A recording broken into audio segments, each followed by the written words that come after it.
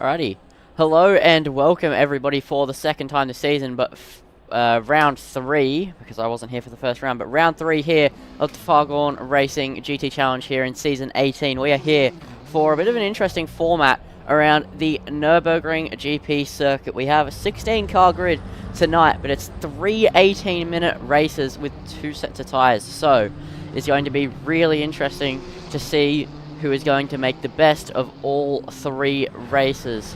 So yeah, just the usual contenders like last week: Longy, Maddie, Steve, Mark Witchell, Eda Nick, Tobasire, Swooper, MJ Speed Racer, Demon Boost, Hoggy, Exiled Reaper, and Ross.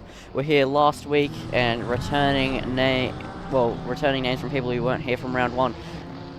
That were here around 1, being Tuan and I believe Sprinkler. But it's only a 4-minute qualifying session, so everybody has to get out very, very quickly. So we're going to look to the McLaren of Steve Reese, who is currently on a lap in the McLaren. That's a bit of a snap as they head down to the left and flick it back across. Actually, no, are they on a lap or is this an outlap? It is really hard to tell because there's no outlap indicator. There's Longy in the lap. What about Maddie? No, we'll look at Maddie for our first round of laps. And I think for the first lap that we watch, we will go to the trusty cockpit camera for a lap here of the Nurburgring GP. We'll get the telemetry up, and here we go for a lap in the Mustang. Maddie with a fast track. It's a very slippery track right now. Braking down into turn 1 at the 100-meter board, using all the ABS you can to your advantage. Tuan Pham just in front of her as she heads down the hill and back up through the compression. And then these 2 medium speed left-handers, first gear in the Mustang because the gear ratios are very, very long. Then braking towards the apex, hooking it onto the curb and letting the car rotate itself around the curb and then all over the right hand side curb as you now power out and down towards the left right and just braking down the hill, second gear, flick it left. The car struggles to rotate through there and then down to first gear where you get a load of understeer, which especially sucks if you're in a Mustang which already struggles to turn. And then now down the hill, up the gears and braking on the concrete on the left hand side. The AstroTurf blends in, and then now down to first gear, double apex it, and now up the hill towards the Schumacher S, getting on the entry curve and nearly flat out. Not right now because of the track conditions, but with low fuel in a normal qualifying session, it is about a half lift.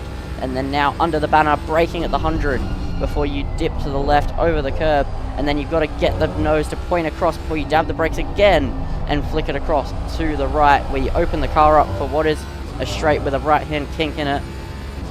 As down the hill and then right back up the hill you go. Don't touch the curb on the right, you do lose a bit of momentum, just as little steering lock as possible before you get to the tricky high speed chicane. Down to third gear, second gear in the Mustang, all over the curbs. Maddie gets all crossed up, but luckily manages to save it as now rounding the final corner. What is the lap time going to be to kick off our qualifying session here? Maddie rounding the final corner. And what is it going to be? It's going to be a 1 minute 54.9 as we'll now move to Steve Reese in the McLaren.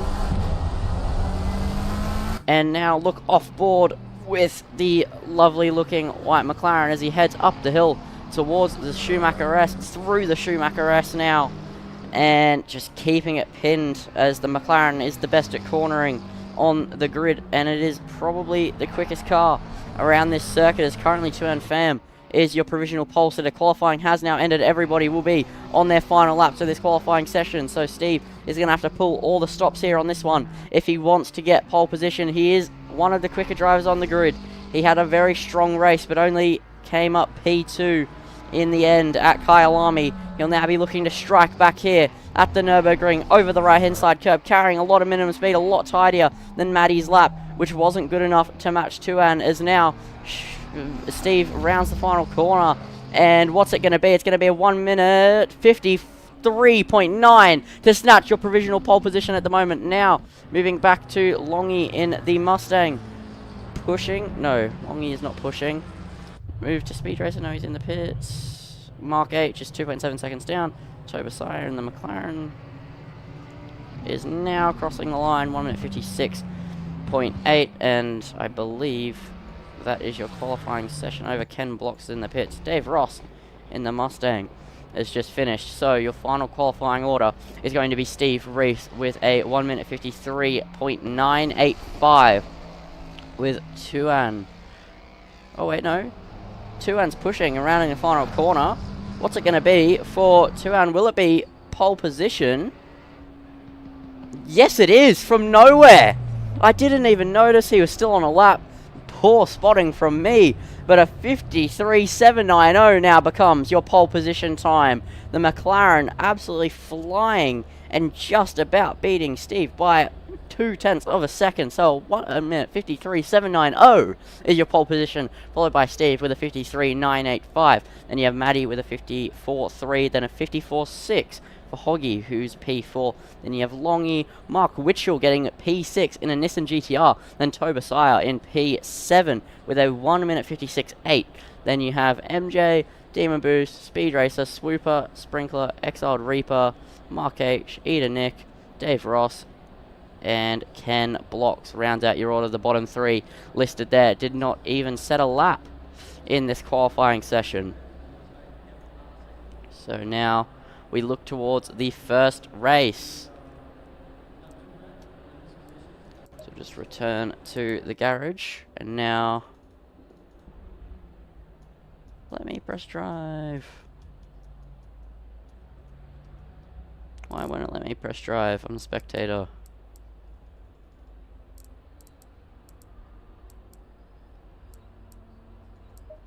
Guys, it doesn't like me. No, I'm kidding. But it, for some reason, does not want to let me. No,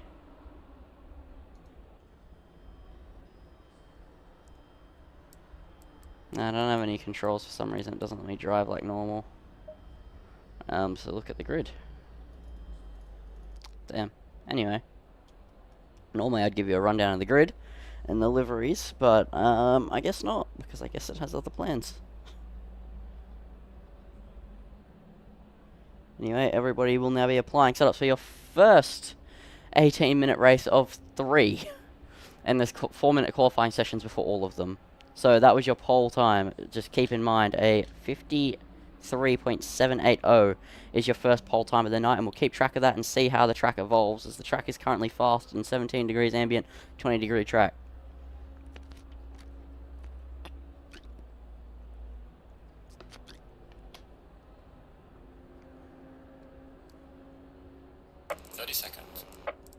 So now there is 30 seconds, and now I'll give you a quick rundown of the grid. So Tuan Pham, your pole sitter with the absolutely stunning McLaren, as I touched on last week. Then you have Steve Reese also in a McLaren with his white Fargone Racing McLaren. Then you have Maddie again with the Comic Strip Zoomies Mustang. Then Nail Cigarettes Ferrari.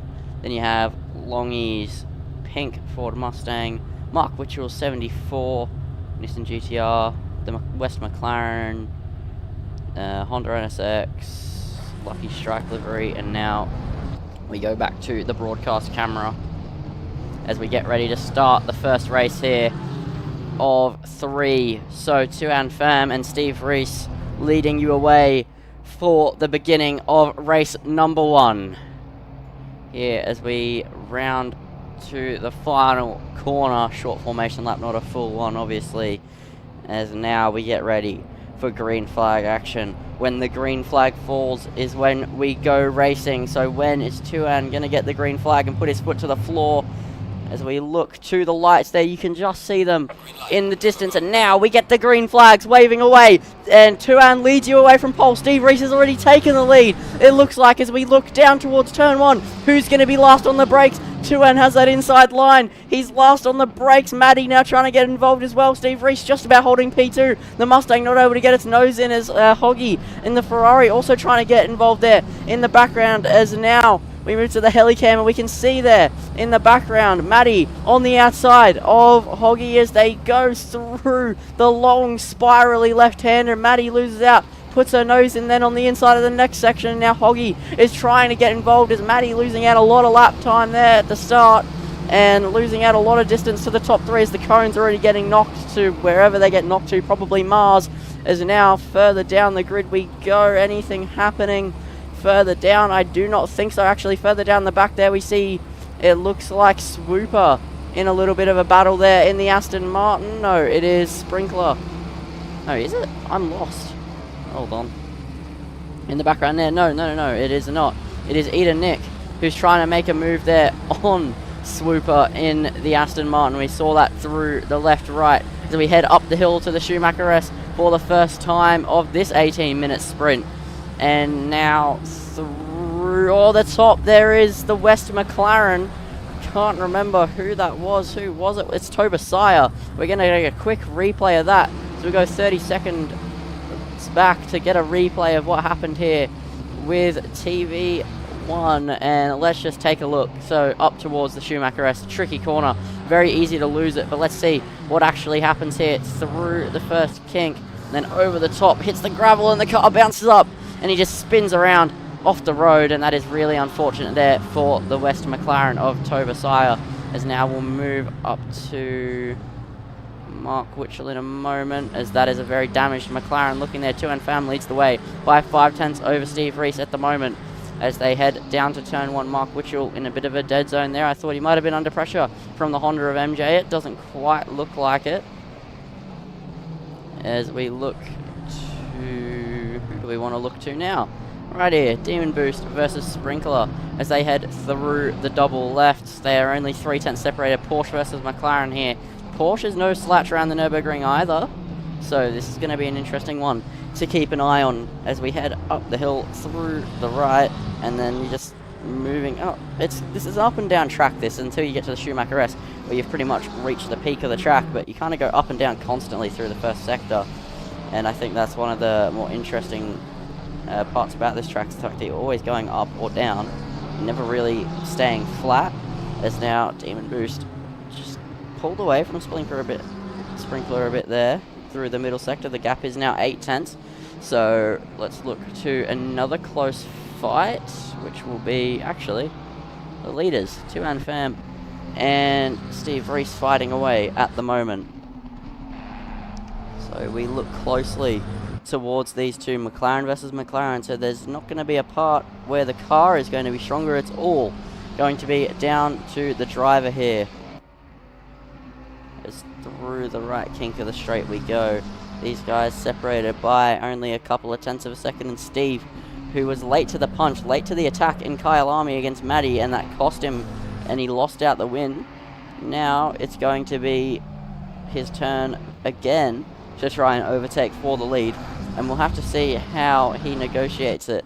How aggressive will he be as we round the final corner across the line? The gap is now 6/10, so 2N maybe just a little bit quicker, a little bit more punchy here, as we're now going to actually move to Ida Nick, who is still fighting away here at the back of the top 10, down towards turn 1, trying to make a move on Sprinkler there in the Porsche. BMW versus Porsche down to turn 1. Who's going to be last on the brakes? Ida Nick, late on the brakes, moves into P9. It's a nice move there, just parks on the apex, and Sprinkler has no defense against it. And now, as we head back up the hill through the double lefts, it's Ida Nick's move to now chase Demon Boost, who's in the McLaren, just a little bit up the road, probably about a second, just a little bit more maybe. And that is a nice little move there by the purple and red not Aston, what am I saying, BMW. Now we'll move back to the lead fight, as they are both running pretty similar pace right now. 2NFAM's best lap time is a 54.360, with Steve Reese being the 54.4, which they both set last lap, because last lap was lap 2.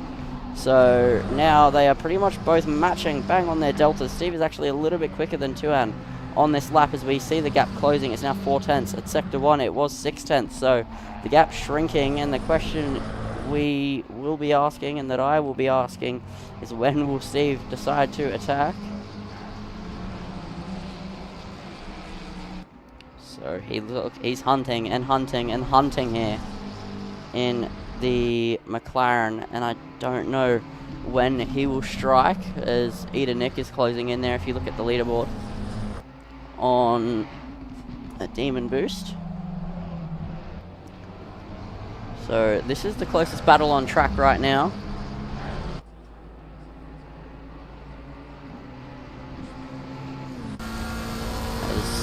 Not the camera angle I was looking for. Hold on.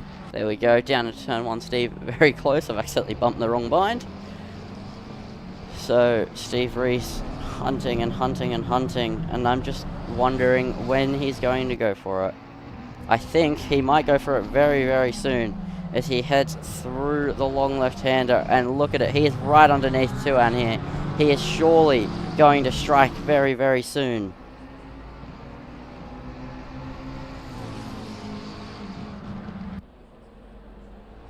So here we go. It's down the hill, through the right, and then the run to one of the overtaking zones of the circuit. It takes some bravery, but if you're willing to go late on the brakes through the double right here, you won't have any issues, as he's thinking about going for it, but he doesn't dive. He sits behind, and they're taking very different lines. I'm realizing the difference in driver here definitely on display. Steve is being a lot less aggressive on the entries and making time up on the exits.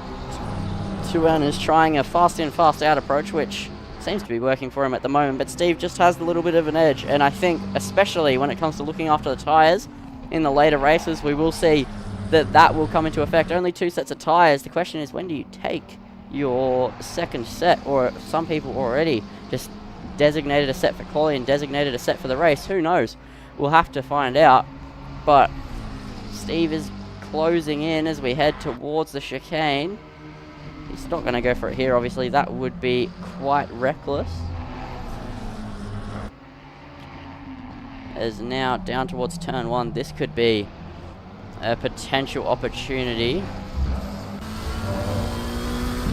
As we run down towards turn 1, Steve actually lost quite a bit of time there. The gap is now 6 tenths, but we'll stay on board here with Steve Reese in the cockpit view of his white and red McLaren as down the hill, first gear. The car just about pulling up on time, and that's something you'll learn about the McLaren if you ever have driven it on ACC, or even just by watching races like this one right here in Fargone Racing, is the fact that the brakes are not very good. So you'll find all the McLaren drivers struggling to pull up to the corner and just slowing down at the death of it, and that is how you've got to drive this car on the limit.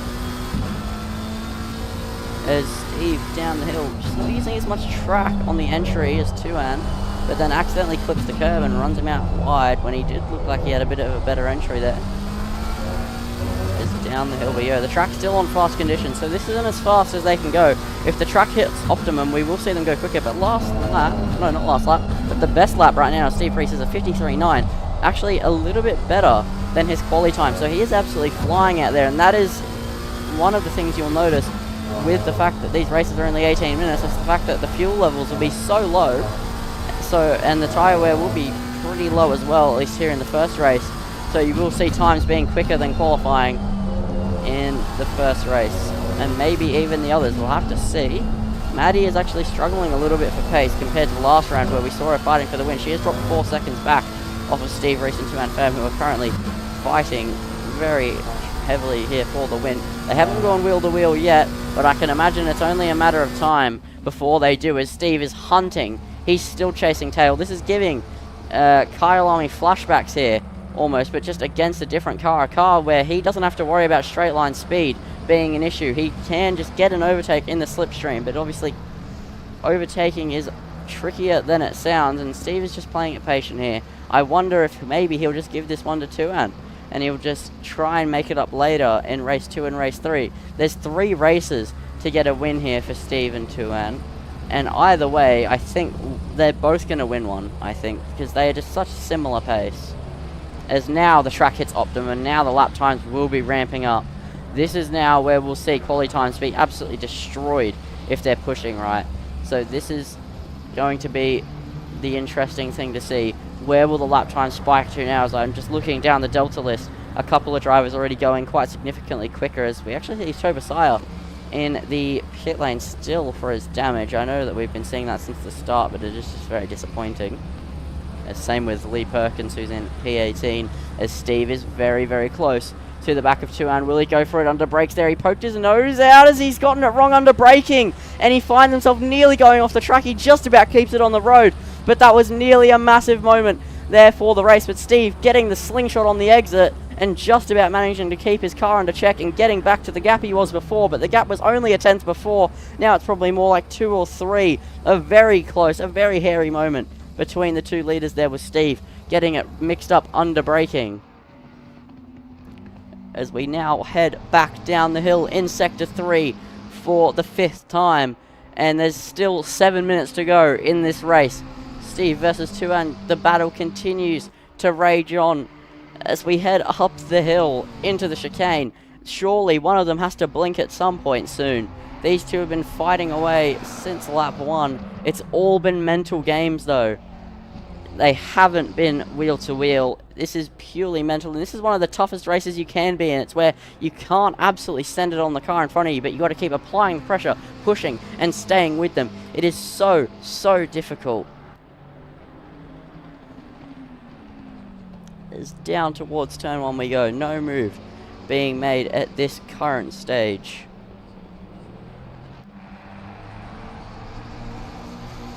We're on board with Steve here as he's chasing Tuan. As Nick was actually quite close to Demon Boost about a lap ago, but I think that changed around, or maybe he's fighting with Sweeper. I did actually miss it, but I'm focusing on the leaders here. So you can actually see the pedals down there. If you look to the bottom left-hand side of this onboard, you can see the pedal work going on there. It's all throttle and brake, but you can just see how careful Steve is having to be with the brake on and off, just dwindling around with it, trailing off. As it's not quite enough this time around, but this time he stays on the track, so he'll be pretty happy to be able to just stay on the road for this one. It's up the Schumacher as we go. He's very, very close. He's just inching closer and closer and closer here,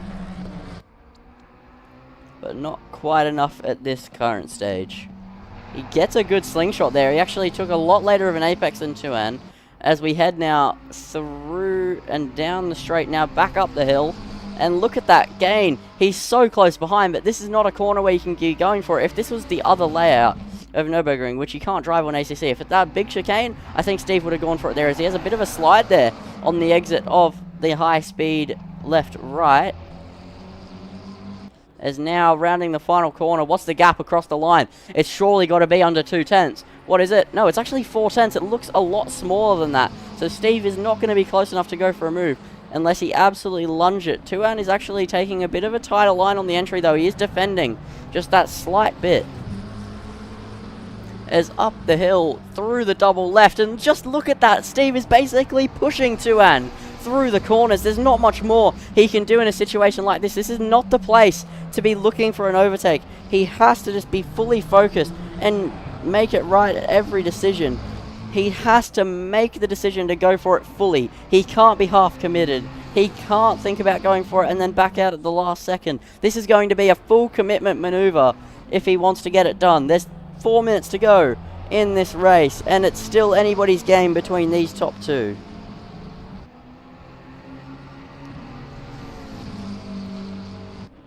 So, down the hill, double right, look at that. Again, Steve just pushing Tuan through.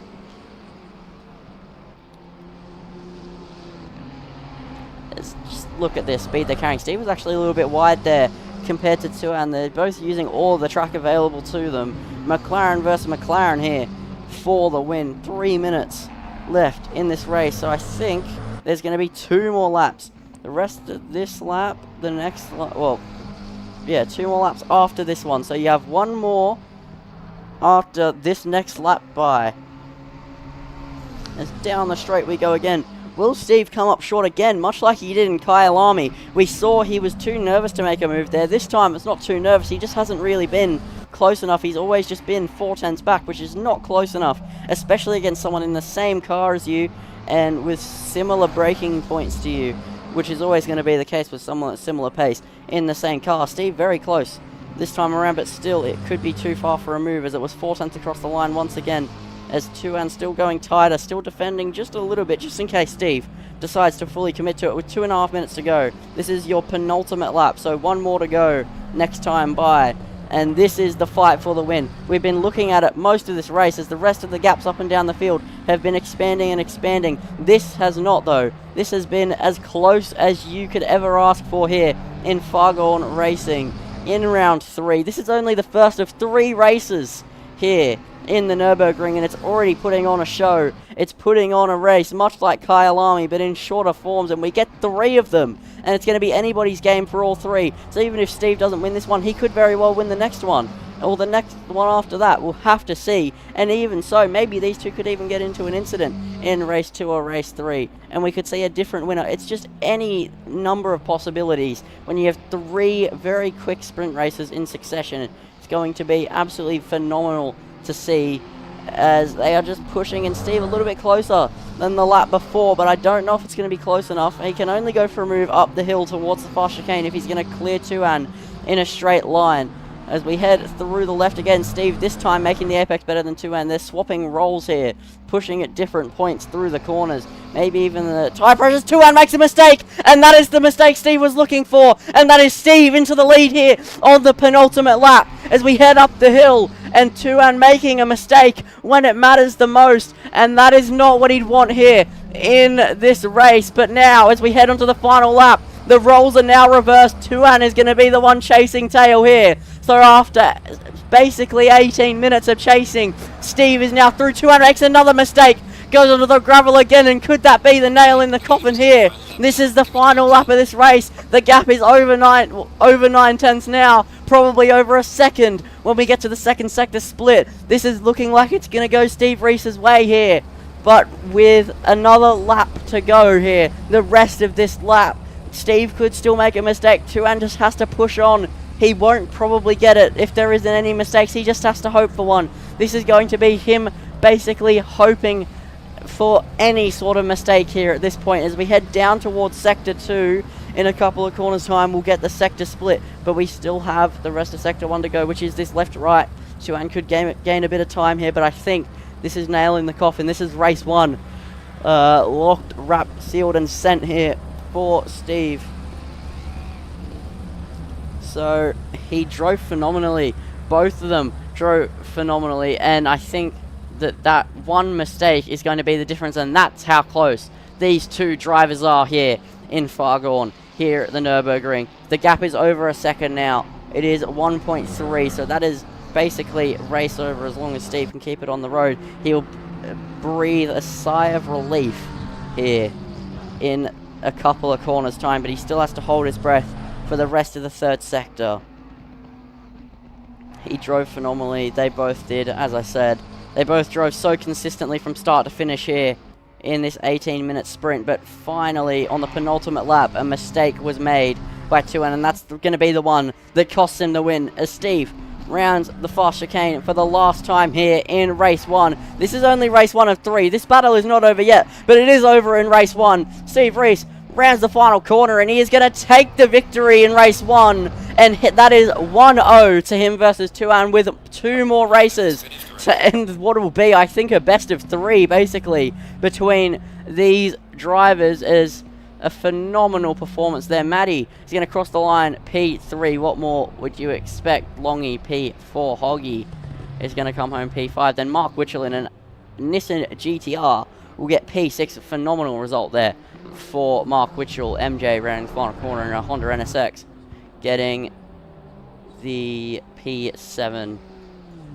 Then Eda Nick P8, a good result starting from near the back of the grid. Then Demon Boost gets P9, Swooper gets P10, Sprinkler gets P11, Exiled Reaper is going to get P12. Then Dave Ross just defending at the final corner here against Ken Blocks, but he will just about hold on to it there for P13. Ken Blocks comes home P14, Mark H comes home P15, Speed Racer P16, Toby Sire and Lee Perkins, but they were all in the pits for a pretty big amount of time. But that is race 1 completed, and now in a few moments time we'll be heading into another qualifying session here in Fargone.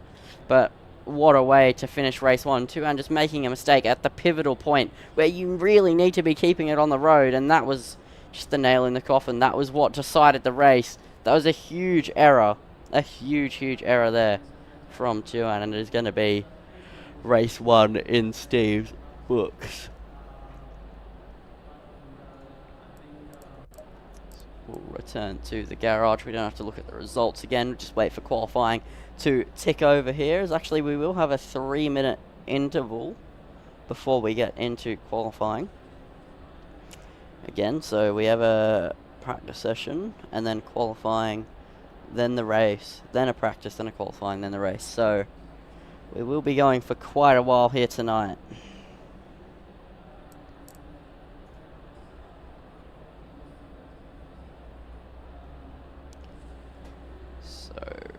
Go through the results, the final results on the timetable here in the race. So Steve Reese, Tuan Pham, Maddie, Longy, Hoggy, Mark Witchell, MJ, Ida Nick, Demon Boost, Swooper, Sprinkler, Exiled Reaper, David Ross, Ken Blocks, Mark H, Speed Racer, Tobasiah, Lee Perkins is your final order.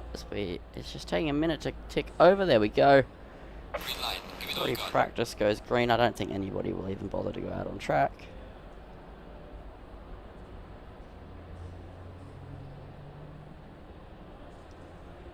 No, I don't think we will see anybody come out on track here. Maybe it's just getting skipped. We'll see what Steve is doing. I'm actually not sure of what the... I know the format is 3 18-minute races with 4-minute qualies. I'm not sure if these practices like cooldowns, so they all... like there's a little bit of a briefing before each one or what, but we'll see in a moment.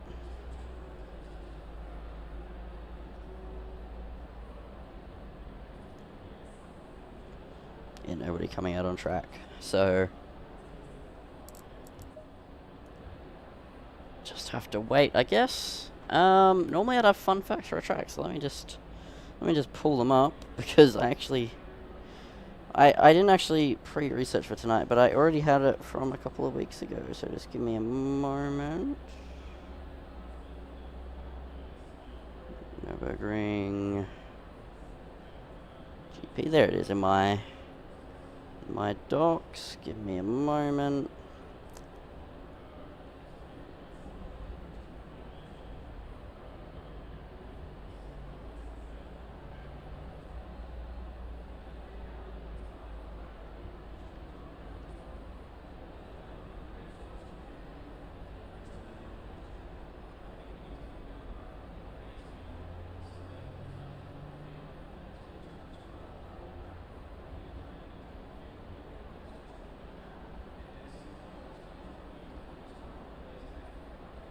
There we go. Alrighty.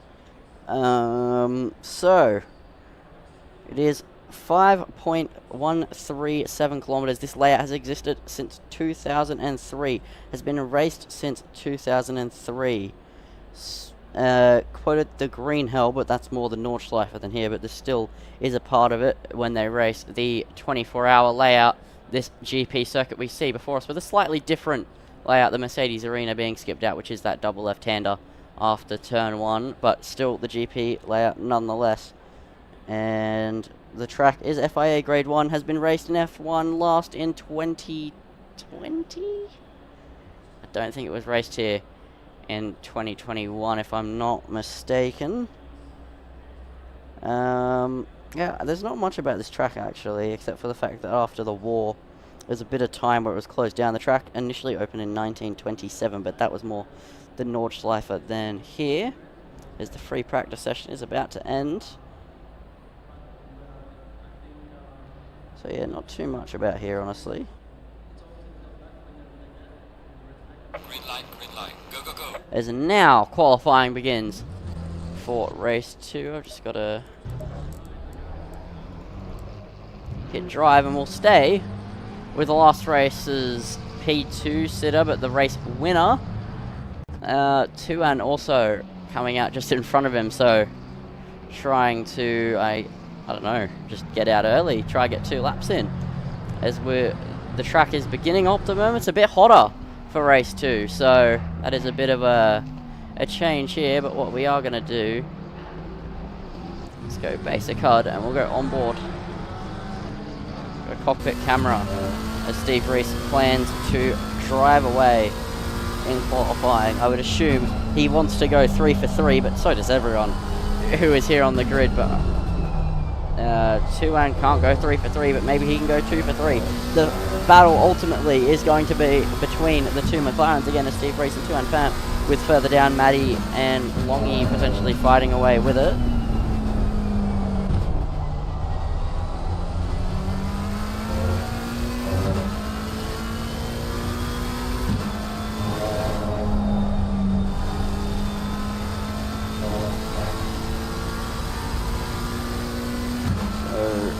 Outlap pretty crucial, but I don't think Steve's doing too much to warm the tyres. It's not crucial because he is going to have 2 laps to do it. He's going to have 2 laps, and by the end of this first lap his tyres will be up to temp. The first lap is never going to be the quickest anyway. You cannot get that much pressure on an outlap in your tyres at the Nurburgring. So as he finishes his outlap, this is now the person that we keep eyes on. We've now got to pay full attention to this lap right here. Steve Reese, last race's P2 setup, is going to try and go for pole here as he rounds Coca-Cola curve to begin his first lap in this qualifying session for race 2.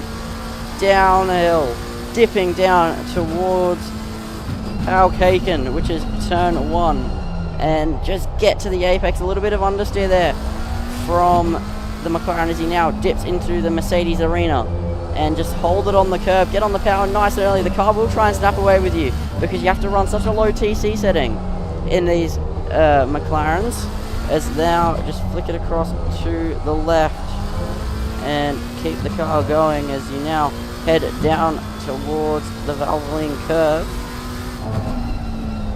Just flick it left and now you have Ford curve, and he's ran very wide cold tyres coming out to bite here in his first run. This won't be his best lap, I'm sure, but it's still one that's very crucial because if he does mess up his second lap, this is now the one you'd have to rely on. So this is why we're on board. This is why we're sitting here focused on Steve Reese as he heads down through Dunlop curve, now up to the Schumacher S.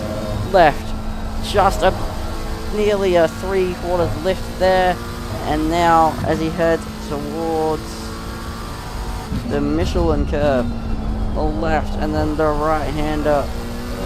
Now just flick it down to the Wallsteiner curve, and then now flat out all the way down the straight through Advan, which is the right hand kink of the straight, and then you have the chicane, the left right, flick it in. You gotta have full confidence here.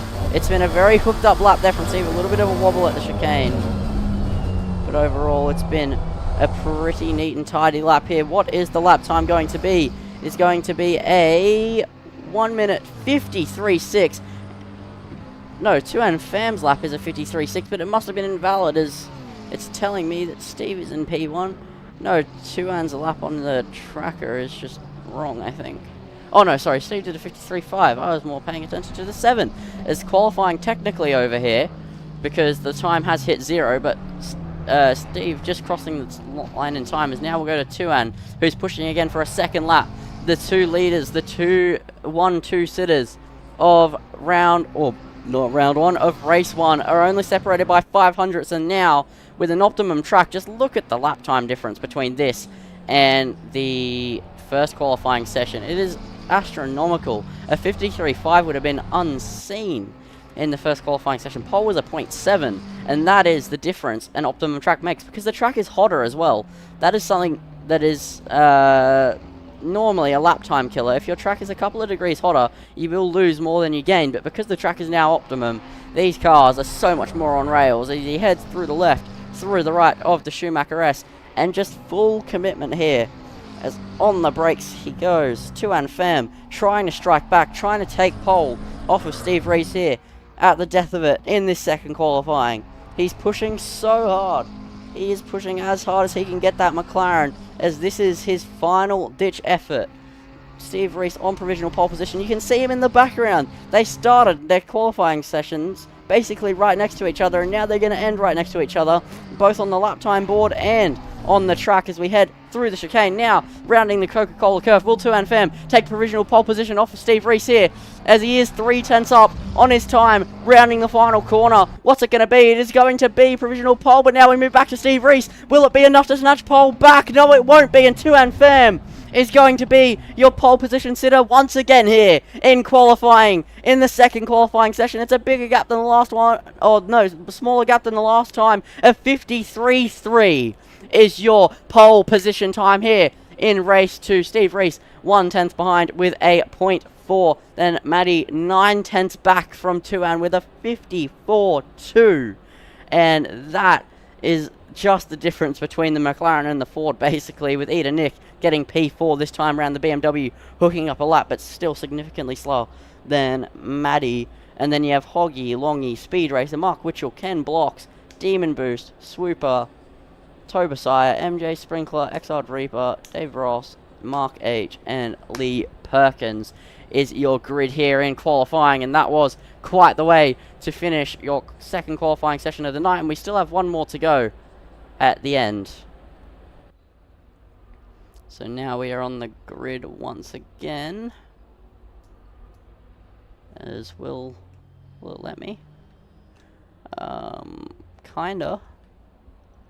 Hold on, now let's... There we go! Oh my god, it's done it this time! Let's go! As I will just quickly fix one thing. There we go. So let's run you through your grid. There we go, 2 and once again, then Steve Reese. These two have been interlocked into battle. And this is your fight, as I'm just going to get a nice little shot here of the entire grid, because I actually normally don't have time to go down it, but these are your two that are locked into battle, and that is basically the gap between the two of them the entire race. So those are the two to keep an eye on. Then you have Maddie, then you have the BMW of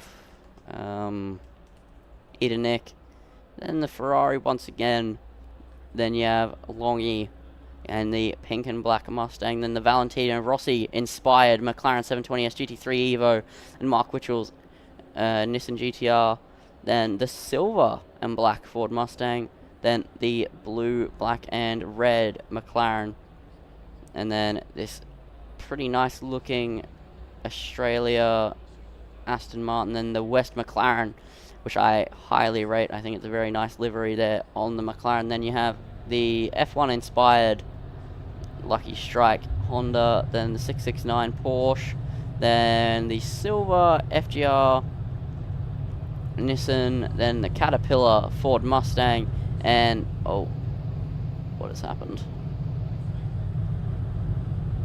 The 87 blue Aston Martin, which I think looks stunning. So now we look to the leaders again.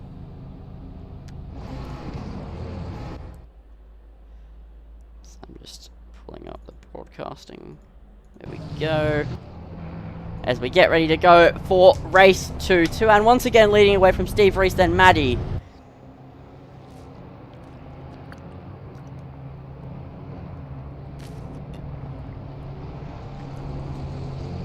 So we saw in race 1 how it ended out.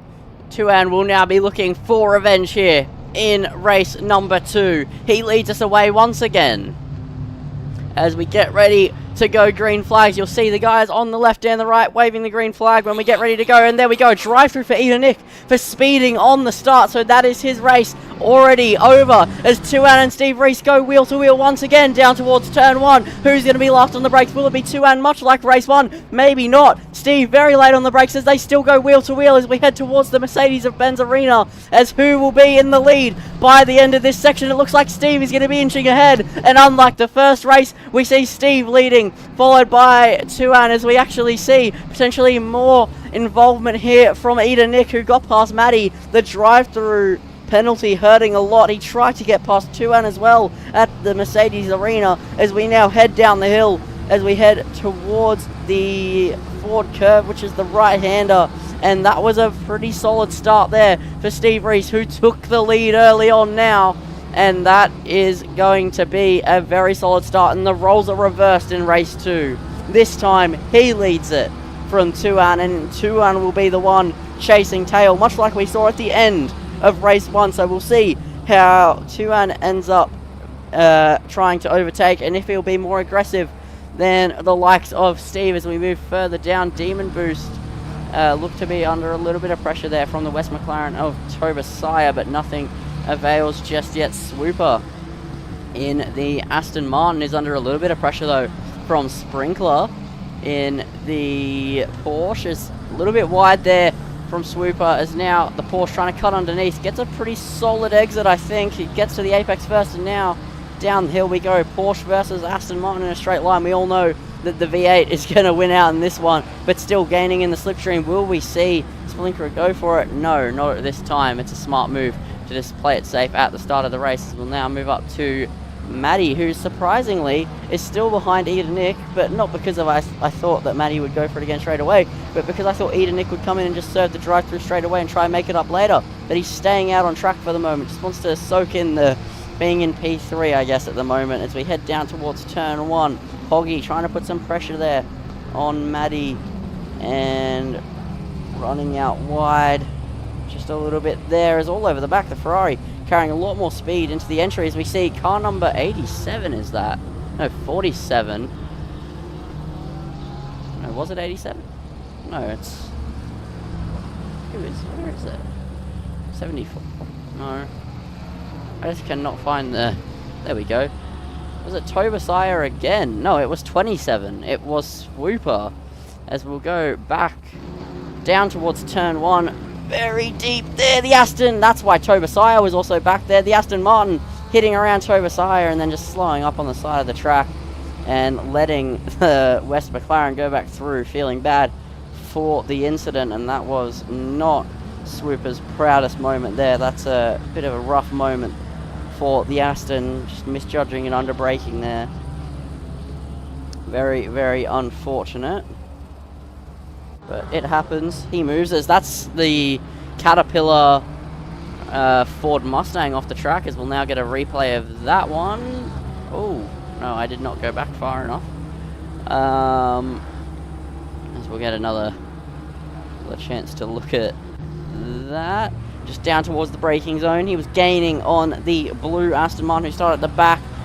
Oh no, just runs into the side. Another driver getting it crossed up under braking, and then just cutting across the grass and rejoining in front of Tobesire, which we saw last time I cut back 10 seconds.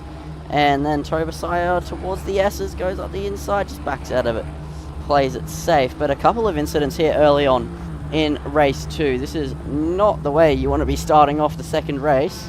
But either way, we move on, as unlike when it was Steve Reese, the one chasing tail on Tuan, Tuan has lost 1.2. Steve is absolutely booking it, and maybe it's tyres. I'm not sure. I'm not sure who's ran new tyres for the second race and who hasn't, or who's just designated a quality set of tyres and a race set of tyres. But 2 sets of tyres is definitely very, very difficult to plan for, but I think maybe that could be the difference. I'm not sure at all, but we look at Hoggy versus Maddie versus Eda Nick, but it's mainly Hoggy versus Eda Nick right now, as Maddie is just a little bit further up the road there in that Ford Mustang, flying along in a straight line, as Hoggy pushing here in the Ferrari, trying to close up. Maybe we'll go for a move down the hill here. Where will Hoggy go for it? No, it's not going to be here. He's just going to play it patient. He knows that he is quicker than this BMW, at least it seems like it at this current stage.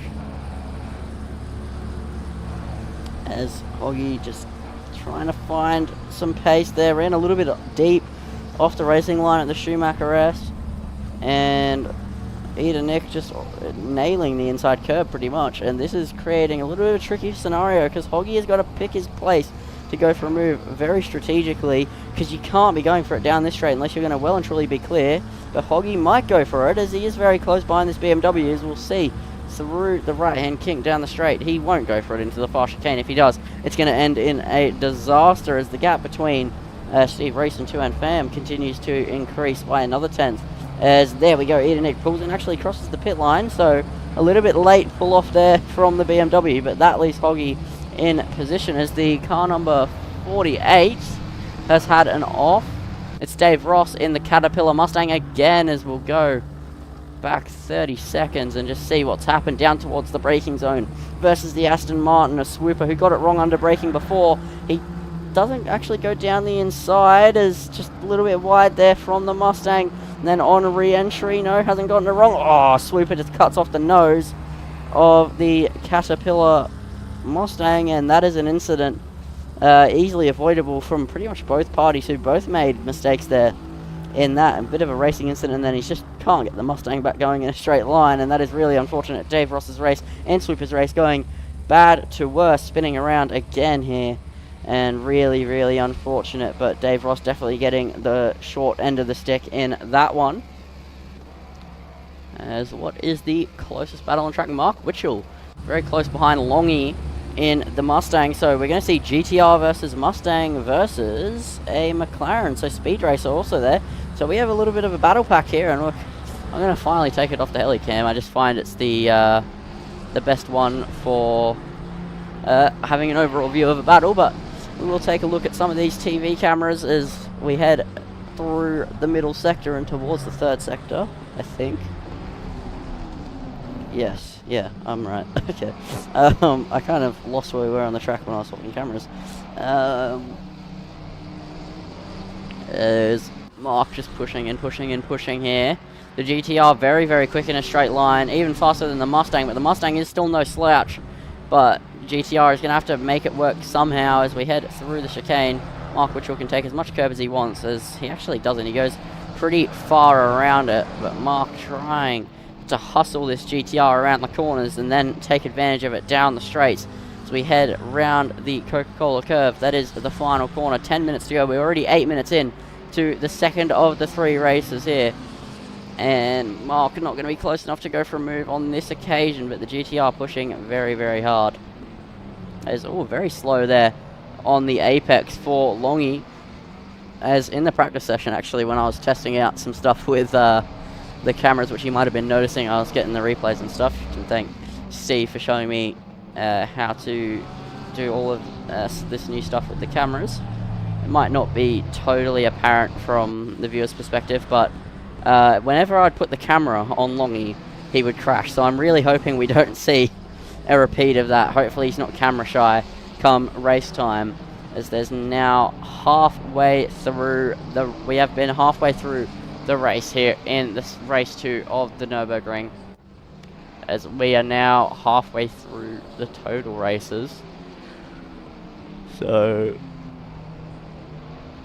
still race 3 and half of this race to go, plus another qualifying session, as the GTR still pushing super hard. These two definitely going to be battling for quite a while. Mark trying to hunt a move is off there in the background. Goes Ken blocks, as we'll just get a little replay of that into the Schumacher S. Just hit the inside curb too hard, went off wide, and then, as we saw in the background of the shot with Mark Witchell, just slipping off the racetrack there onto the gravel, but rejoins. A pretty bad time loss, to be fair. The gap is now a good couple of seconds, but it could be worse. He could have had damage, so he'll be pretty happy to get away as unscathed as he did, as we'll now go on board with Mark Witchell. As god damn, the onboard with the GTR is not optimal. You cannot see anything, so we're not going to do that. I took a gamble. It did not pay off. That will work, as Mark Witchell pushing down into turn 1, chasing Longy. As once again, Longy's really struggling with that mid-corner at turn 1. The Mustang just refusing to cooperate.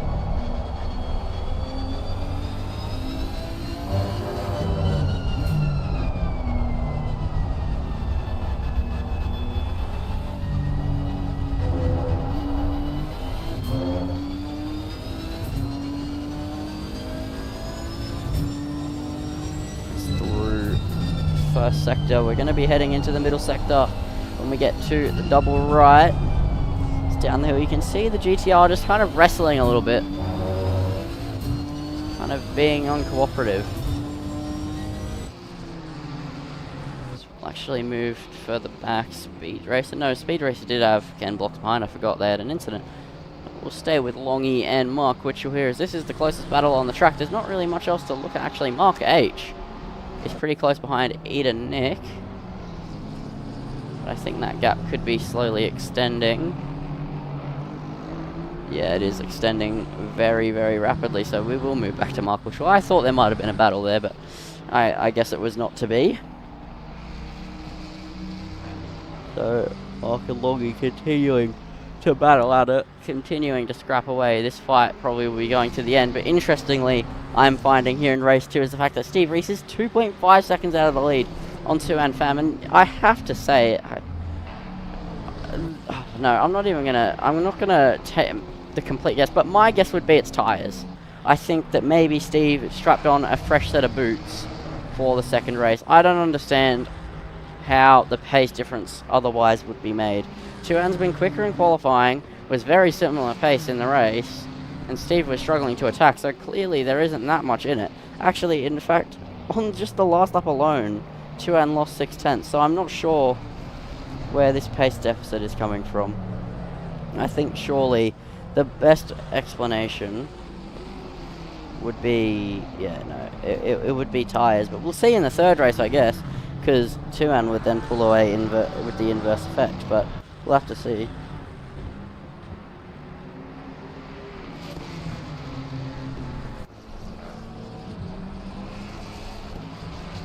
So down the hill, through the forward curve again.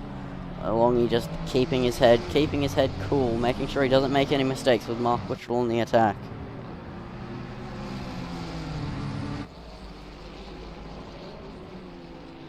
So we'll just give you for a moment, hold on. We'll move back to Mark Butchell. Gonna give you a pure cockpit on board here, just seeing how Mark is wringing the neck out of this Nissan GTR.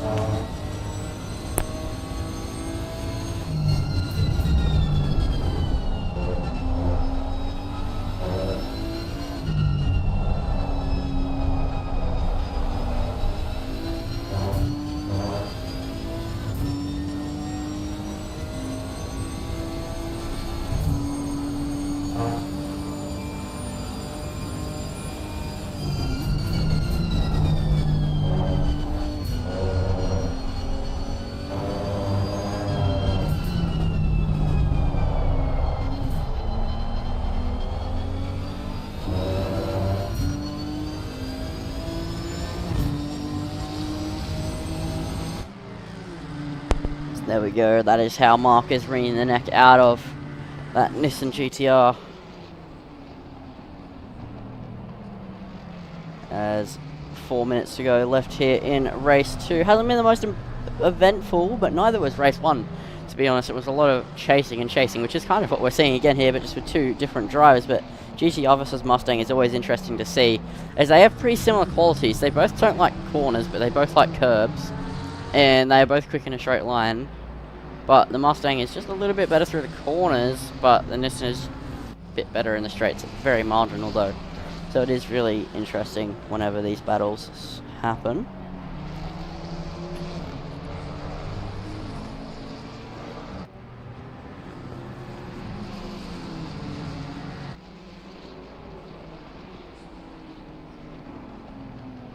As Longy continues to push on, that gap has been very close pretty much this entire time. The gap under 4 tenths at this moment.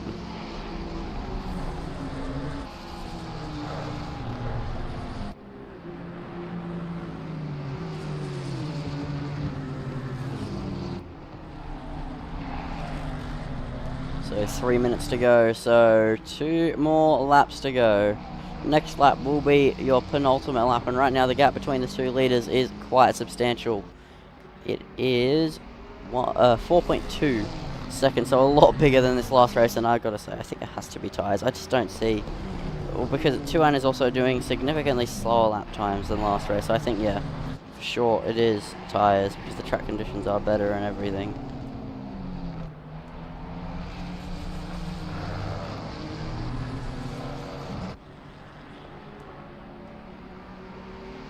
So Mark has 2 more chances now, 2 more laps to try and get past Longy. We've been seeing this from pretty much start to finish when we started looking at these two drivers.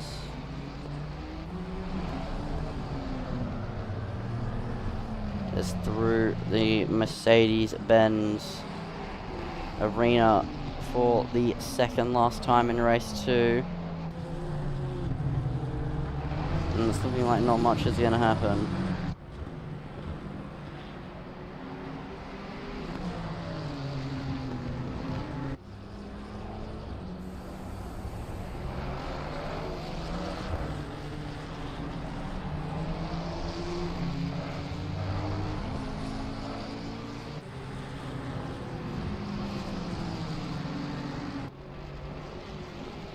So Mark Witchell just continuing to chase down through the double right, and once again it's just a similar sort of thing.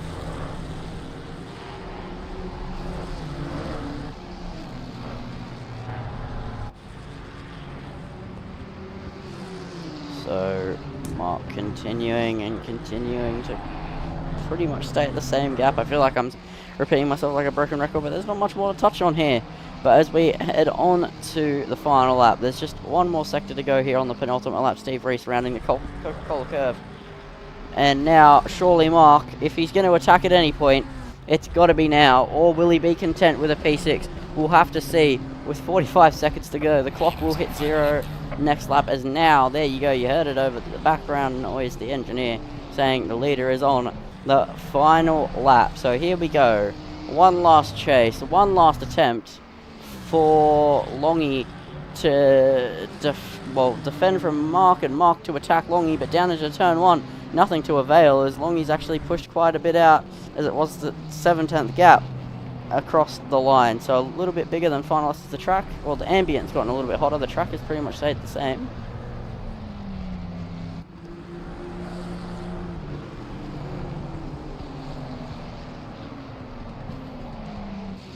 So Mark through the Mercedes-Benz Arena has closed in a little bit, as actually a battle I failed to look at this entire time. I haven't seen this gap.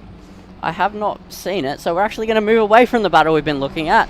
Maddie versus Hoggy for the final spot of the podium is raging right now. I had not seen this gap closing. It was about 1.7 seconds the last time I checked it. As now, on the final lap here, the podium could change. It might not just be the top 3 you'd expect. Maybe Hoggy will be able to get his nose in here in the Ferrari. One more sector to find it out as we head through the Schumacher S. Here we go, race 2. Potentially fireworks ending as we head towards the final couple of corners of race 2. We will go back to Steve Reese in a moment, but we're going to stay with these two for the moment, as Hoggy getting a bit out of sorts there. As will we see a move into the chicane? I really hope not, as that could end very, very poorly. But we will quickly move back to Steve Reese, who's rounding the final corner. He's had another great race here in race 2, and he takes race 2 out of 2 for the moment. Will he go 3 for 3? We're soon to find out, but it's a great race to take the win as we head towards the line. Who's going to pick up P3? It is just about going to be Maddie, as that is a very, very close finish there. As we now move back to Mark Witchell, who can't quite beat Longy to the punch, as actually Longy pulled quite far away, but a great finish there.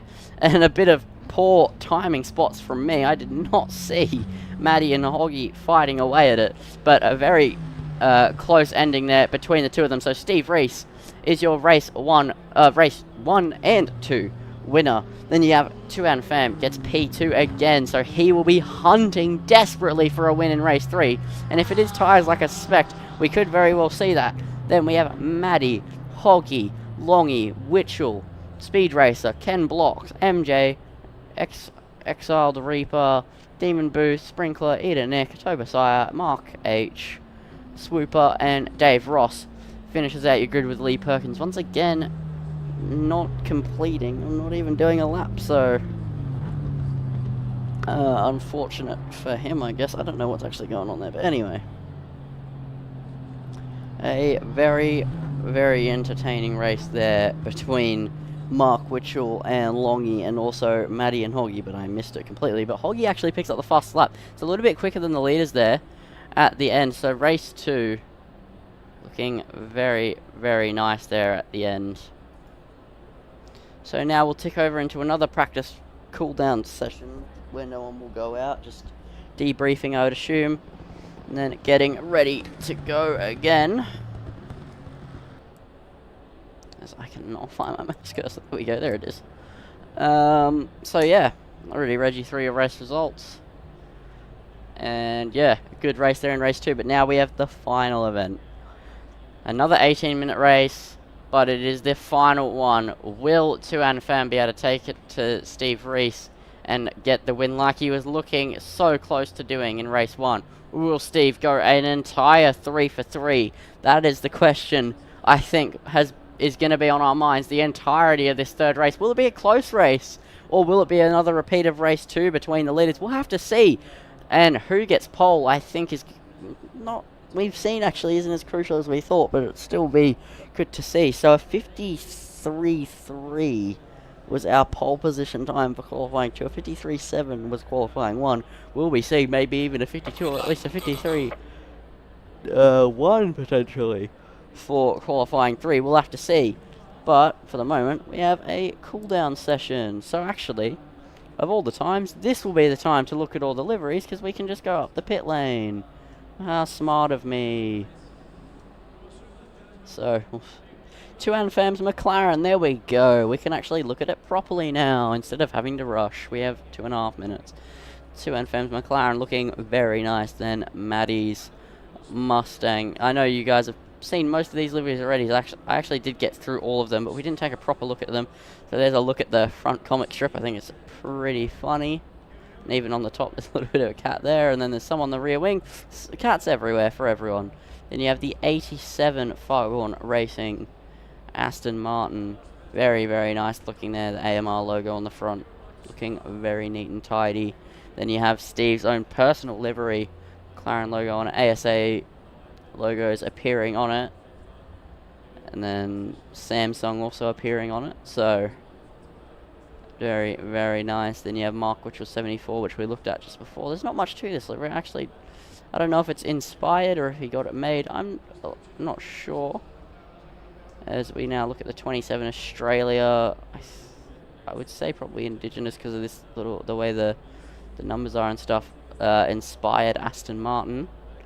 And you have the nail cigarettes there, the number 42296. Looking very, very nice. And you have the West McLaren looking very, very nice. 720S GT3 Evo being the most common car tonight on the grid at the Nurburgring. Then you have the 666 blue, red, and black McLaren. Then you have the Longies pink and black Ford. Not much to that. Then the Valentino Rossi inspired. You can even see the Doctor on it, Monster Energy, so very much Valentino Rossi car number 46 McLaren in very bright Valentino Rossi-esque colours. Then you have the Lucky Strike, early 2000s, mid 2000s Honda F1 livery inspired Honda NSX, very nice looking, if I do say so myself. Was always a fan of that livery. Then you see the 669 Fargone Racing Porsche, which looks very dirty, but I think that's just livery related. Then you have Eden X BMW M4 GT3 looking lovely as ever. Then you have the Fargone Racing silver and orange GTR. Then the Caterpillar Mustang and the silver and black one. Alright, there we go. Race rundown. And now we have qualifying 3. So we'll get the cameras up. Who is going to be the first one out is the 111 of Tuan Pham. So we'll get our eyes on him and we'll stay with him for the first lap and then go for Steve for the second. The reverse of last time. I would look at someone else, but those are our 2 people who we know are going to be fighting for pole. So where is the 111? There it is. And we'll stay off-board for the first lap in qualifying this time, unlike staying on board with Steve's last time. We'll change it up. We'll go off-board for this qualifying session. As I said this in Kyalami, and I'm going to say it again, my personal favourite livery up and down the grid. I just think that the blue / pink and purple livery, I think those colours just work so well together, especially with the way ACC blends them. I think it's just stunning on these cars, and the McLaren looking nice as ever with a little bit of a hint of neon green as well. not to be ignored either. It just adds that little bit of pop and flair to the livery. I think it looks very, very nice. So through the middle sector, 2N on his outlap. This won't be his quickest lap. We see them both improve on both occasions in their second lap, so we'll have to see, but it'll be interesting. I think 2N will want pole again, because having the inside at turn 1's always an advantage, even though Steve got it done all the way around the outside at turn 1 in race number 2. I think 2N must have made a mistake on that occasion, as it is very tricky to pull that off without the car who starts on pole having a bit of a shocker. But here we go, around the Coca-Cola curve. Here we go for 2N's first lap in qualifying, the third one of the night. It's been a very long night. We are already more than an hour in to tonight's proceedings, and we still have the race after this. But down through turn 1, very tricky. Just get it parked up on the apex and then power out towards the Mercedes-Benz arena. Keep it tight to the left before you get on the throttle. You can see the corrections there on the front wheels. The McLaren always fights away on the first lap as it's not quite up to temperature. As just hook it in on the left-hand side curve, the car will drag you around at the final part of the Mercedes-Benz arena as we now head towards Dunlop curve. And then flick it right towards Ford curve. You don't really get a great look at what the car's doing through there at that camera angle. The car kind of gets cut off and you see the top half. It's looking very, very nice here for 2N at the moment, as no sector splits at the moment to be looking at, no delta to be looking at. This is going to be the first driver to set a lap in this qualifying session, and he will also be the first to set a second lap as well. There's 52 seconds left in this qualifying session. Anybody who's only early on in their first flying lap will not get a second one in, so depending on where is Steve on the track right now, car number 6, no, he will get a second lap in as well. Getting out early is absolutely vital, as 2N pushing away here. And then now down the final straight of the lap towards the final chicane, then the Coca-Cola curve to finish out the lap. Here we go. Where will this place him? Obviously it's going to be P1, but what will the lap time be? Will Steve beat him? We'll have to see. The track is a lot cooler than the second qualifying session and Optimum, so it's similar to the first qualifying, but just now with an Optimum track. What's the first lap time of the qualifying session going to be? Set by 2N Fem. It is going to be a 1:53.5, so he has some time to find if he wants to guarantee a pole position here, but Steve Reese is now going to try and punch back. What's his lap time going to be? Steve Reese has set a 53.7, and it was invalid, and he didn't make the line in time.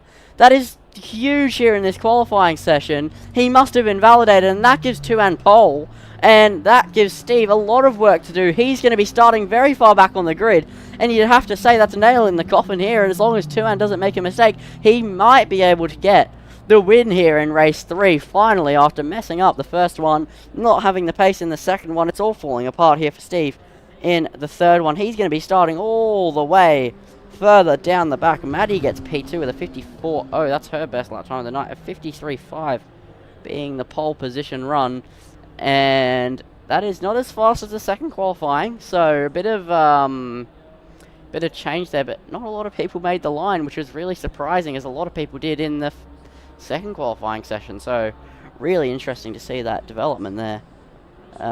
Maybe people finding their first laps were just good enough, I think, as whereas she was going to have to start all the way down in P11.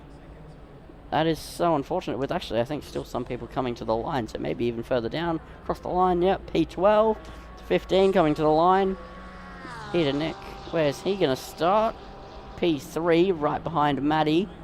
But that is so unfortunate for Steve Reese, who's now going to start P13 and has a mass amount of work to do in this third race. If he's wanting to go 3 for 3, I thought maybe he could go 3 for 3. It's still possible, but it's so hard to overtake. We see he's not the most aggressive driver. He's just good at controlling the pack. And now he could still get a podium. Actually, I think he might still get a podium. Top 5 will be a great result. Anything he does here will be great. That's a position improvement, but 2N Fam looking quite comfortable to be the one taking the win here in race 3, and he will be breathing a sigh of relief as he will want 1 after his mistake in the first race.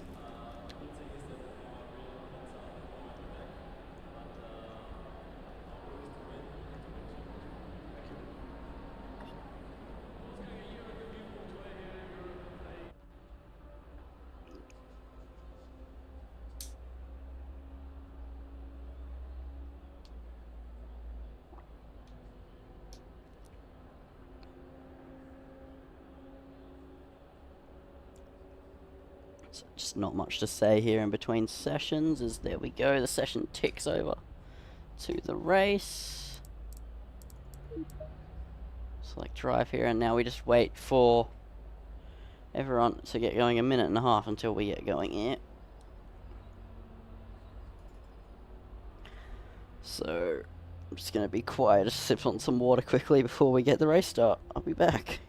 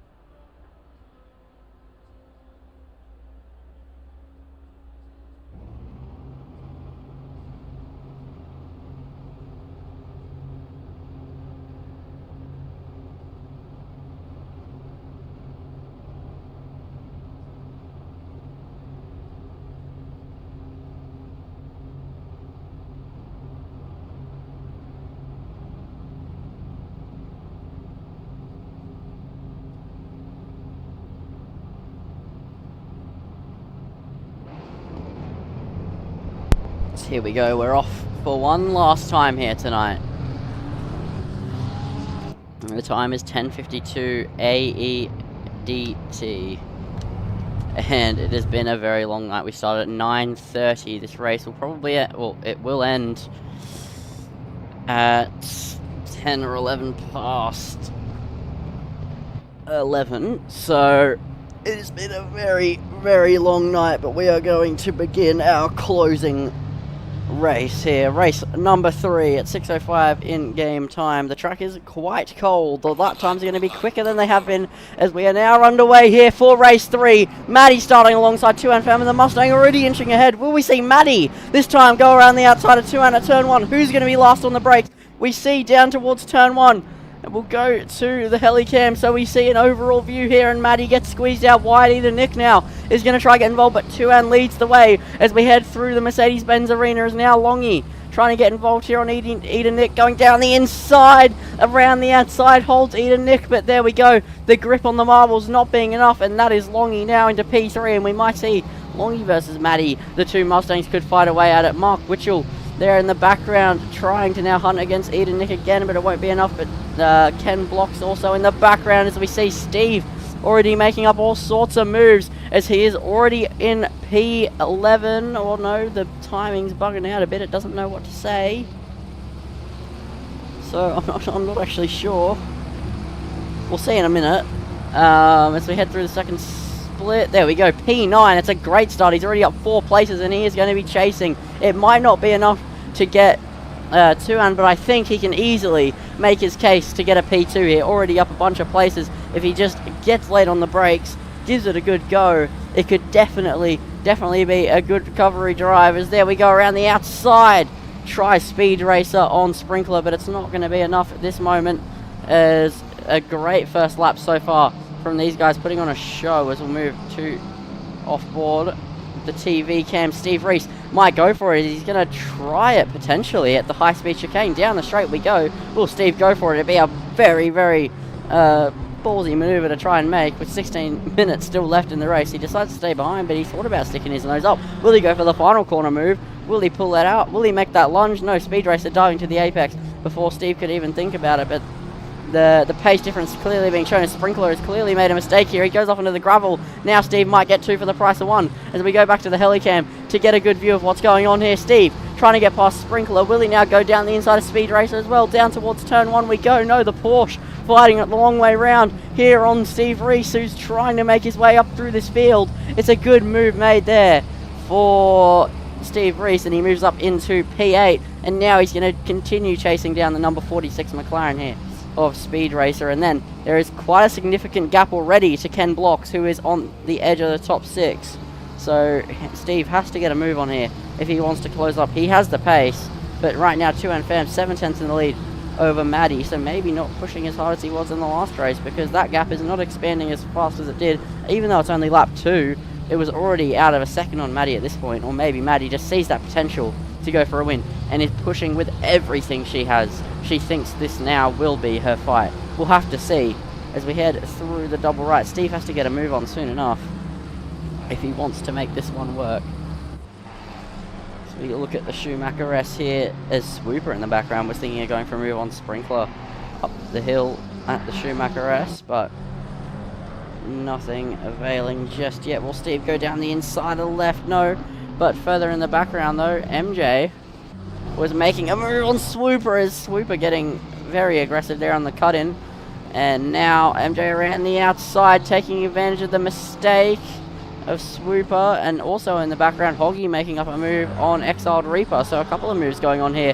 A couple of the fast guys starting from the back here in race 3, and that is definitely playing a factor in making this race quite a bit more entertaining than the others. I think these factors are these quicker guys trying to fight through the field with everything they have creates a really interesting element here, especially in ACC where the racing is so close. You have to be absolutely on the ball to get a move done. As Steve surely will go for it down into turn 1. He's gaining and he's gaining and he's gaining as he doesn't go to the inside. He tries the long way round. He's going to get the switch back, gets to the apex of turn 1, and now at the Mercedes-Benz Arena tries to get it back. He actually is not able to make a move. He is stuck behind Speed Racer here as the gap between 2NFM and Maddie expands to 1.1 seconds. The 1 second gap is now extended, but all the while Steve is fighting against Speed Racer. He is losing time to Ken Blocks, which is the top 6 pack, and even Mark Witchell is falling away from Eda Nick in P4, so Steve has to get a move on here if he still wants a podium in race 3. We head down the hill, flick it right to the forward curve. He is just stumped. He cannot get through Speed Racer, putting on a defensive display that even Sergio Perez would be proud of. So Nurburgring proving tricky to pass at, which in GT3 cars I guess is normally the case. You only have really turn 1 and this double right here to get a move done, otherwise you're a bit stuck. Unlike open wheel cars with the downforce, with the DRS, especially in F1 this is. It is quite an easy track to overtake, but GT3s you really have to wring the neck out of it. Steve puts his nose in but doesn't commit to it. This is where we're seeing Steve's non-aggressive driving nature really showing here. We've seen it in Kyalami where he couldn't make the move on Maddie. We saw it in race 1, but luckily 2N made a mistake for him. But now he's stuck behind a P7 car who he should easily be able to just get a move made on. He's just not being aggressive, but that's just part of surviving, I guess. That's probably what makes Steve such a good driver. He's just consistent. He's level-headed. He doesn't mind about absolutely sending it to try to get a move done. He's just going to play it patient. He just wants to survive here. It's rounding the Coca-Cola curve on to lap number 4 we head. Oh no, lap number 3. I'm not even sure honestly anymore. I've lost count already and we're very early on. But we're only a few minutes in. There's still 11 minutes to go. Basically 12 minutes. As Steve now trying the outside again. He probably could just commit to an inside move, but the McLaren's brakes aren't great, so he's probably just keeping that in the back of his mind. But that means Speed Racer's brakes won't be that great either. As through the end of the Mercedes-Benz Arena, once again, Steve finding himself a lot wider than Speed Racer there, and that is the difference between a person who fights for wins and a person who's in the midfield. It's just the amount of track you could use as Steve still dummying his nose, putting his nose in. Can't find a way past though. Steve trying his best here is towards the double right. Will he sit behind? Again, I think maybe, yes he does. He takes out a wider line, but you're never going to get a move done to the Schumacher S, or if you do, it would just be interesting as Hoggy, I think, is fighting. We'll move back to Hoggy for a little bit. No, Hoggy's gone off the track, and I want to see what's happened there. Go to a replay down the inside of the double left. I saw him swapping places a lot on the leaderboard as round the outside he went. He got that one done on the Porsche, a little bit of contact there, and he went off into the gravel, and that is what happened. And then back onto the track again, towards the double right. Does he just misjudge it? Yeah, he just misjudges it under braking out of frustration. Heads off the track again, and all of the work that he made has now been undone. Now he's right back where he started in this race, and I think that is the exact mentality Steve Reese has been using all race. But now he has gotten past Speed Race at the 1 second we look away. It seems to happen to me every week. It happened in Kyalami with Longy and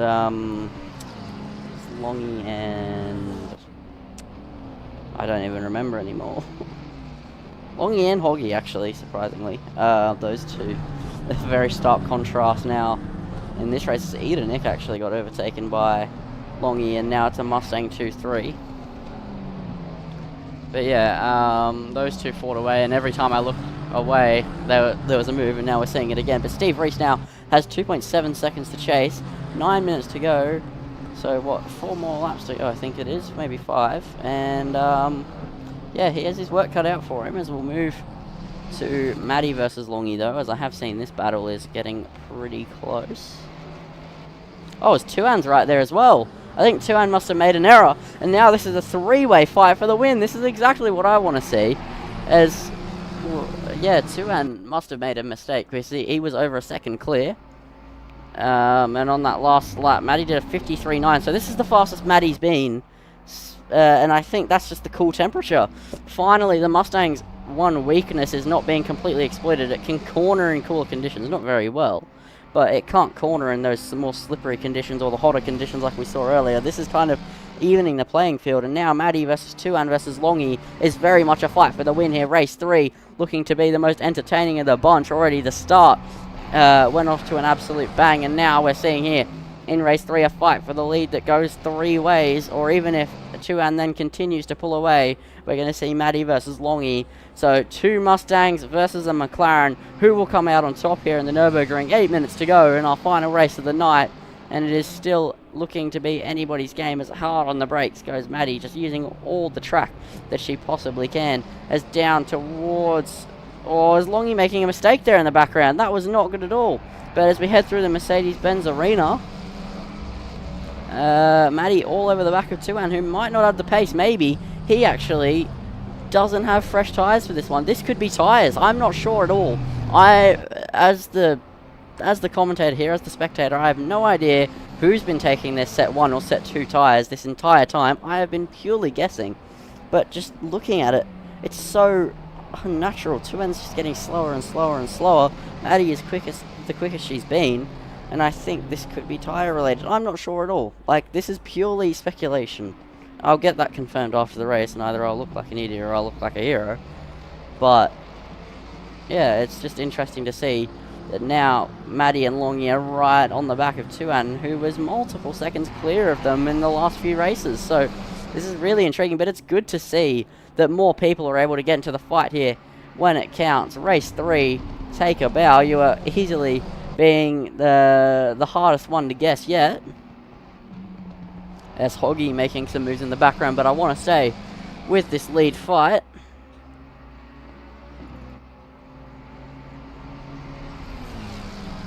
so Maddie is going to try and make this one work as they head up the hill. She's not going to go for it into the fast chicane. Who would? That would be a crazy person's move, as Maddie makes a massive mistake. Has a huge tank slapper. They were only separated by a 10th. Now it's probably going to be like more 4 or 5, but good job to keep it together. But the Mustang really struggling at that high-speed chicane ever since practice, which obviously isn't streamed, but I was there watching, and now it is 6/10, and Longy is now closer to Maddie than Maddie is to Tuan, and Tuan is going to have to use that to try and pull away. But I think Maddie's already closed back up a little bit, but that would have been the opportunity of a lifetime for Maddie if she stayed a tenth behind down into turn 1, but it is not to be on this lap with 3 more laps to go-ish in this race, probably 4. It's still very hard to call. Down the hill we go, towards the chicane, towards the Ford curve. This is where the McLaren is stronger than the Mustang, but then the second you get on the power out of the Ford curve, all the way to that double right, the Mustang will be quicker, and then after the double right, the Schumacher-S, the Mustang is quicker. I know that for sure because it just has a bit more power and it holds minimum speed. It's very tricky. 2N is falling away though, 9 tenths is the gap. He has used Maddie's mistake to utilize it and pull away, using the McLaren's strength and the Ford Mustang's weaknesses to pull away here in the Nurburgring. So 5 minutes left. 3-way fight for the win. Has 2N broke a second? That is the crucial thing I want to see when we get to the sector split towards the chicane. Or as Maddie makes a mistake, much like 2N did in race 1 actually. A very similar mistake, but just less punished on the outside of that right-hander. So Maddie just pushing probably a bit too hard as the gap is 9.5 tenths. 2N pulling and pulling and pulling. He is pushing super hard now.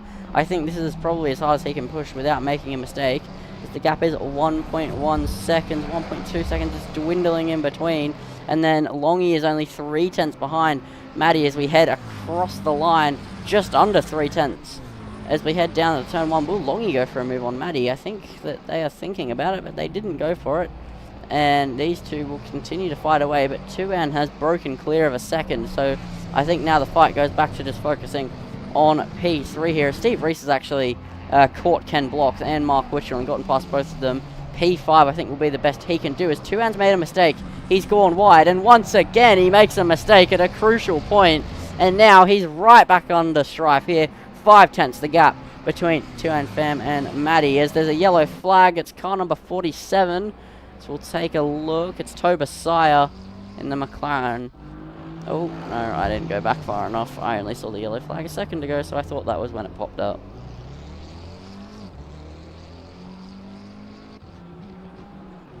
We're 30 seconds heading into the final corner. Cut in a little bit too early. Does he just spin it on his own? Maybe. Yeah, just on the power. The McLaren getting it wrong. Spinning on his own, and that is really unfortunate there for Toba Sire, who has had an absolute mare. I think every single race I've been seeing Toba Sire in an incident. So really, really unfortunate. So we'll now move to 2N Fam versus Maddie and Longy. Where is Longy in all of this? Longy has made a mistake. Longy must have made an absolutely huge mistake as they have dropped very far back. If you look at the map there on the right hand side, the gap is 2.9 seconds between Longy and Maddie, but Maddie is still attacking 2N for the win. Maybe 2N won't get the win he was expecting after Steve messed up his qualifying lap. Steve was looking to go 3 for 3, messed up his qualifying lap. That opened it off for 2N to take the win that he lost in race 1. But now here in race 3, where it's still for all to find out, because this is very, very interesting. This, I think, is the penultimate lap. It'll be pretty close, but yeah, it will be actually the penultimate lap here in race number 3, the final race of the night. This is your fight for the win. The gap is 8 tenths between 2N Fam and Maddie, and it is just about extending. Maddie 0.3 down on her previous lap, so she isn't going quite as fast. It's going to be a very close to call end here, as I think 2N's broken a second. It is, no, not on the exit. It's 1.1 seconds. He has broken a second to Maddie, so maybe 2N using one final push, but we've seen whenever he makes this push, whenever he tries to push this hard, he's made a mistake. He did it in race 1. He's done it multiple times in this race. Will we see it again? The gap is 1.4 seconds. Now it's 1.5. These two pushing very, very, very hard here in the dying stages of our final race here at the Nurburgring. It's been a good 2 races, and it's been a very, very good 3rd race. This has been the most entertaining of the bunch, and it is too close to call here. Well, it's not too close to call. I think 2N will probably end up walking away with this, but it is too close to call if you're thinking that 2N will make another mistake. It's very unfortunate that Longy made a mistake whenever they did. But yeah, 57 on their last lap. They made a huge mistake at some point, and it wasn't on the camera. They are actually closing in again a little bit. But now we head on to the final lap here of this race, and this is your P2 sitter and the person with the fast lap of the race.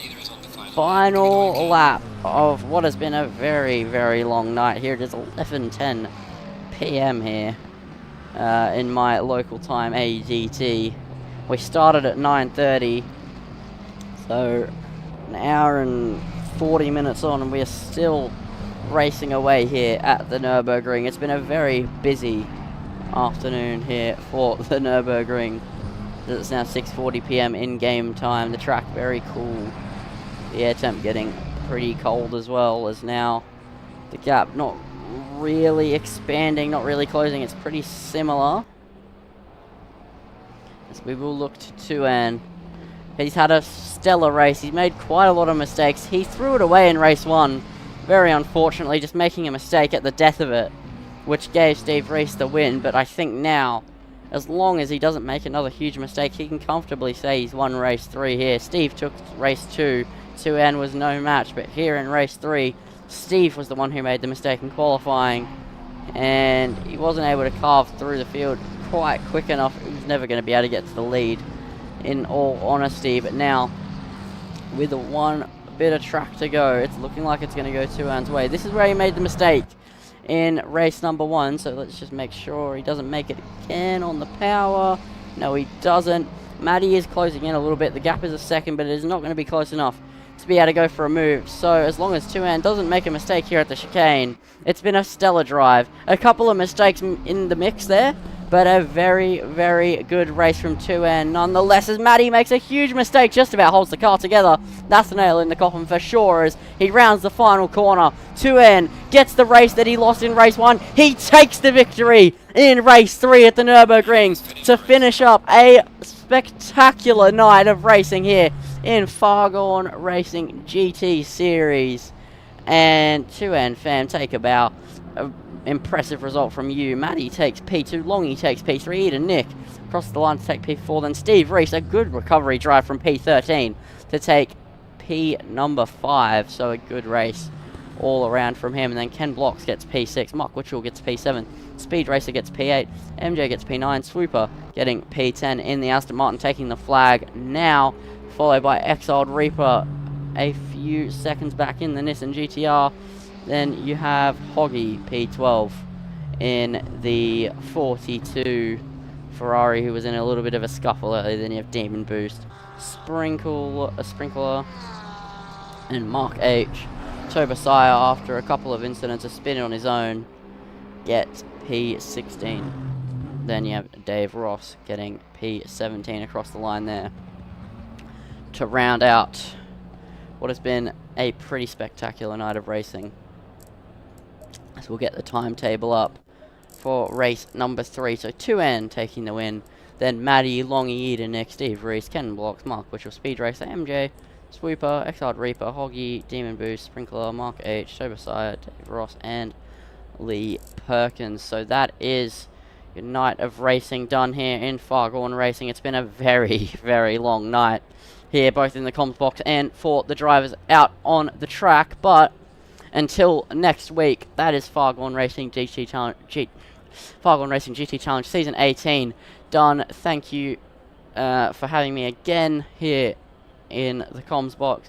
Thank you for ASA for being the Discord hub of all of the leagues in ASA, Fargone being one of them. Feel free to check out the link in the description of the live stream to join the Discord, get involved in the action here in Fargone Season 18 and any other activities going on inside of ASA. But